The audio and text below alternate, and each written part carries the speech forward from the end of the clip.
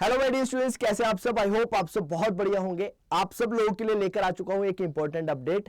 हाल ही में सीबीएसई के पास बहुत सारे स्टूडेंट ने एक रिक्वेस्ट करी थी कि जो कैलकुलेशन है परसेंटेज की क्लास 10th और 12th के अंदर, उसके अंदर थोड़े से चेंजेस लेकर आए जा सके, और उसी से रिलेटेड ही एक अपडेट या फिर एक सर्कुलर जो है वो सीबीएसई के द्वारा नोटिफाई किया गया है। एक सर्कुलर सीबीएसई के द्वारा रिलीज किया गया है और उस सर्कुलर के अंदर सीबीएसई ने ये बताने की कोशिश करी है कि इस मेथड को बेसिकली चेंज नहीं किया जा सकता। इसके पीछे के रीजंस है, तो आइए इस सर्कुलर को थोड़ा सा समझने की कोशिश करते हैं। और ये सर्कुलर किस चीज से रिलेटेड था? That was basically related to the calculation of the percentage of class 10th and 12th, कि किस तरह से कैलकुलेट की जाए परसेंटेज क्लास 10th और 12th क्लास की। तो यहां पर सीबीएसई क्या बोलता है अपने रिस्पॉन्स में कि CBSE is receiving request from various person to intimate the criteria for calculating the percentage of the students in the board examination, कि जो बोर्ड्स एग्जामिनेशन के अंदर जो क्राइटेरिया सीबीएसई के द्वारा अपनाया जाता है कैलकुलेट करने के लिए परसेंटेज को, उसको इंटीमेट किया जाए।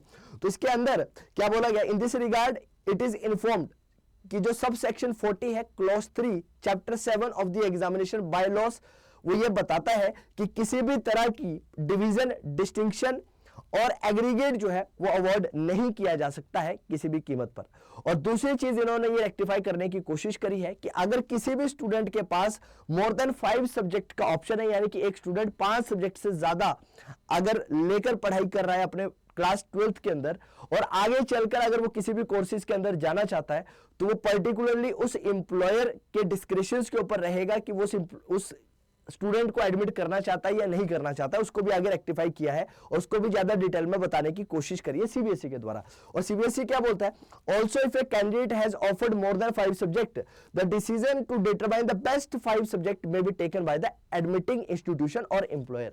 यानी कि जो बेस्ट 5 सब्जेक्ट की बात होगी, तो बेस्ट 5 सब्जेक्ट किसके द्वारा डिसाइड किए जाएंगे? वो जो भी आपकी एडमिटिंग ऑर्गेनाइजेशन होगी। यानी कि आगे चलकर अगर आप कॉलेजेस के अंदर एडमिशन लेंगे, तो जो आप बेस्ट 5 सब्जेक्ट जो सिलेक्ट करने वाले हैं, उसका डिस्क्रिप्शन आपके एम्प्लॉयर के पास या फिर आपके उस इंस्टीट्यूशन के ऊपर डिपेंड करेगा जो आपको बेसिकली उस कोर्स के लिए कंसिडर कर रहा है। और आगे ये भी बोलता है कि ये भी इन्फॉर्म किया जाता है कि बोर्ड्स किसी भी तरह से कैलकुलेट नहीं करता है या फिर डिक्लेयर नहीं करता है या फिर इन्फॉर्म नहीं करता है परसेंटेज ऑफ मार्क्स को।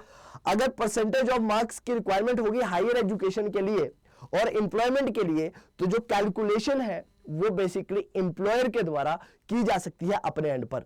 यानी कि यहां पर सीबीएसई ने बेसिकली ये नोटिफाई करने की कोशिश करी है कि जो इंस्टीट्यूशन है और जो एम्प्लॉयर है, ये उनके डिस्क्रिप्शन के ऊपर है कि वो किस सब्जेक्ट को बेस्ट 5 के अंदर कंसीडर करना चाहता है। इसके पीछे सीबीएसई का कोई भी रोल नहीं रहने वाला है। तो आई होप आप लोगों को ये अपडेट बहुत ज्यादा पसंद आएगी और आप लोगों के काम की होगी। तो मिलते हैं आप लोगों से इसी तरह के अपडेट के साथ। Till then take care and God bless you all.